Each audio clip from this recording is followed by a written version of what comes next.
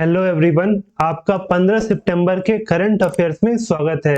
आज के जितने भी इम्पोर्टेंट करंट अफेयर्स और उनसे रिलेटेड स्टैटिक जीके वो सब कुछ हम इस लेक्चर में कवर करेंगे। तो चलिए फिर वीडियो को स्टार्ट करते हैं। पहला क्वेश्चन है, what is the rank of India in the UNDP's human development index 2021? UNDP के मानव विकास सूचकांक 2021 में भारत का रैंक क्या है? तो ये जो सूचकांक है 2021 का है, लेकिन रिलीज हुआ था इस वर्ष। तो इसका जो सही आंसर है वो है ऑप्शन ए 132। Option A 132। इस ह्यूमन डेवलपमेंट इंडेक्स में भारत का रैंक 191 कंट्रीज में 132 आया। वहीं इस रिपोर्ट को रिलीज करता है यूनाइटेड नेशन डेवलपमेंट प्रोग्राम। वहीं इस इंडेक्स में भारत जो है वो लगातार 2 सालों से इस रैंकिंग में डिक्लाइन हो रहा है और ये पहली बार हुआ है 30 सालों में। वहीं अगर बात करें अपने पड़ोसी देशों की, तो 4 देशों का जो रैंक है वो भारत से बहुत अच्छा है, जिसमें पहला श्रीलंका, फिर चाइना, बांग्लादेश और फिर भूटान। वहीं इस रैंकिंग में टॉप किया है स्विट्जरलैंड ने, और वहीं दूसरे नंबर पे नॉर्वे, तो तीसरा स्थान मिला है आइसलैंड को।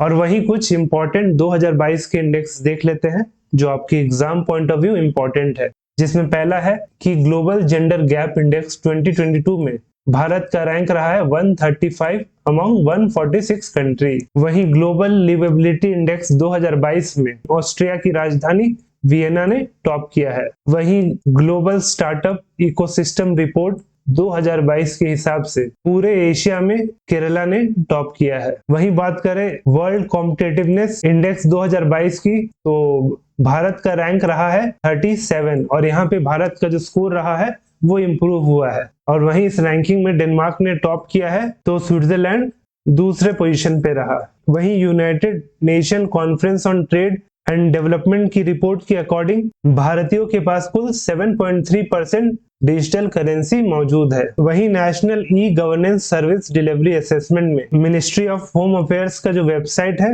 वो फर्स्ट रैंक किया है under central ministries. Which state government has launched a rainwater harvesting scheme named छाता in September? किस राज्य सरकार ने सितंबर में छाता नाम से वर्षा जल संचयन योजना शुरू की है? तो की है ऑप्शन डी उड़ीसा राज्य ने। Option D Orissa.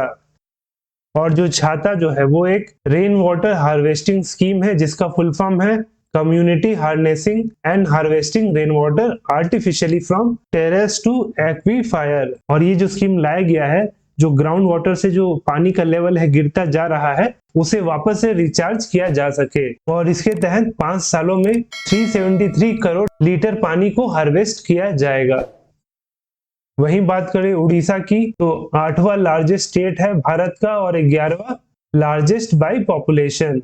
और वहीं उड़ीसा की जो कोस्टलाइन की टोटल लेंथ है वो 485 किलोमीटर्स है। और ये स्टेटहुड में आया था 1 अप्रैल 1936 को, जिसे उत्कल दिवस के नाम से सेलिब्रेट किया जाता है। वहीं सीएम नवीन पटनायक है, तो गवर्नर है गणेशी लाल और राजधानी है Bhubaneswar.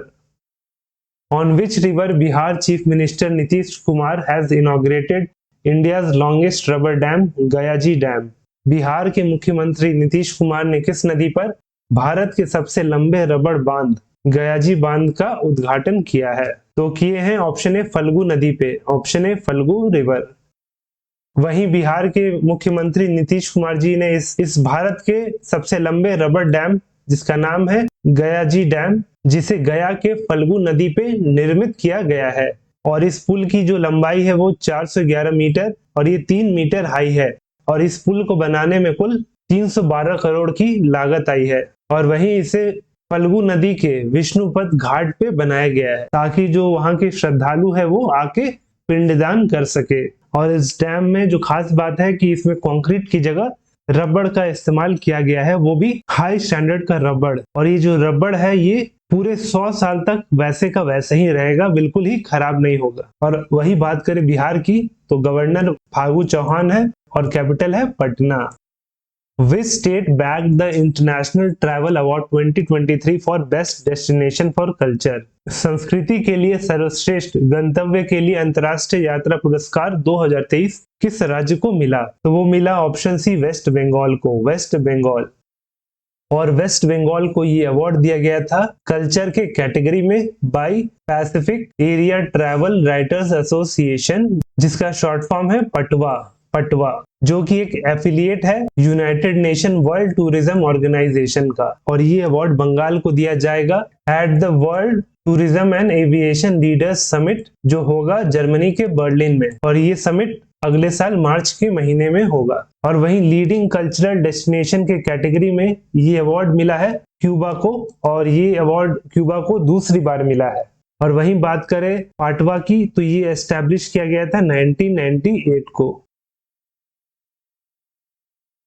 Which Indian city is not in the list of selected UNESCO Global Network of Learning Cities in September 2022? कौन सा भारतीय शहर सितंबर 2022 में चयनित UNESCO global network of learning cities की सूची में नहीं है? तो वो है ऑप्शन बी जयपुर। वहीं सूची में 3 शहर है, पहला वरंगल, फिर थ्रिसुर और नीलंबूर। तो तेलंगाना का वरंगल, उसके साथ केरला का नीलंबूर और थ्रिसुर इस UNESCO global network of learning cities में शामिल हुआ है। वही यूनेस्को की बात करें तो फाउंड किया गया था 16 नवंबर 1945 को, और वहीं इसका हेडक्वार्टर है पेरिस में। तो डायरेक्टर जनरल है Audrey Azoulay. Indian army chief Manoj Pande has been conferred with the honorary rank of army general by which country? भारतीय सेना प्रमुख मनोज पांडे को किस देश ने आर्मी जनरल की मानद रैंक से सम्मानित किया है? तो वो किया है ऑप्शन बी नेपाल। तो ये एक 70 साल का ओल्ड ट्रेडिशन है, जहां पे नेपाल जो है दूसरे देश के आर्मी चीफ को ये ऑनरी टाइटल देता है। और भारत को इसने सबसे पहला टाइटल दिया था commander in chief general KM Cariappa ji को इन 1950। और इसी के तहत इस वर्ष भारतीय आर्मी के चीफ जनरल मनोज पांडे को ये टाइटल दिया गया था honorary general of Nepali army, और ये दिया था नेपाल के प्रेसिडेंट विद्या देवी भंडारी जी ने। Who has been appointed as the new CEO of संसद टीवी? संसद टीवी के नए CEO के रूप में किसे नियुक्त किया गया है? तो नियुक्त हुए हैं ऑप्शन बी उत्पल कुमार सिंह। तो इन्हें नियुक्त किया है राज्यसभा चेयरमैन और लोकसभा के स्पीकर दोनों ने मिलके उत्पल कुमार सिंह को नियुक्त किया है। और वहीं उत्पल जी करेंटली लोकसभा के सेक्रेटरी जनरल का पद होल्ड कर रहे थे, और अब इन्हें एडिशनल चार्ज दे दिया गया है संसद टीवी का CEO के रूप में, और ये रिप्लेस कर रहे हैं रवि कपूर। वहीं आपको बताते चले कि पिछले साल सितंबर महीने में लोकसभा टीवी और राज्यसभा टीवी को मर्ज कर दिया गया था, और अब से ये कहलाता है संसद TV. Ramchandra Manjhi passed away in September 2022. He was a famous dash. Ramchandra Manjhi का सितंबर 2022 में निधन हो गया। वह एक प्रसिद्ध डैश थे, तो वो थे option A theatre artist. Padma Shri awardee Ramchandra Manjhi ji का निधन हो गया। वो एक भोजपुरी फोक डांसर थे, और वो एक फेमस परफॉर्मर थे ऑफ लौंडा नाच, जो कि एक नाच का ही सबसेट है, जहां पे जो पुरुष होते हैं वो महिलाओं के जैसे गेटअप करते हैं। और इसी के लिए इन्हें 2017 में संगीत नाटक एकेडमी अवार्ड मिला, और 2021 में पद्मश्री। और ये जो थे बिलोंग करते थे बिहार के सारण जिले से, और ये भिखारी ठाकुर जी से जुड़े हुए थे। और वहीं भिखारी ठाकुर को शेक्सपियर ऑफ भोजपुरी लैंग्वेज कहा जाता है। तो अगर आप भी बिहार के एग्जाम की तैयारी कर रहे हो तो ये क्वेश्चन आपको जरूर पूछेगा कि किसे शेक्सपियर ऑफ भोजपुरी लैंग्वेज कहा जाता था। Who is the current governor of Tripura? Tripura के वर्तमान राज्यपाल कौन है? तो ये जो क्वेश्चन है वो आप सभी के लिए है।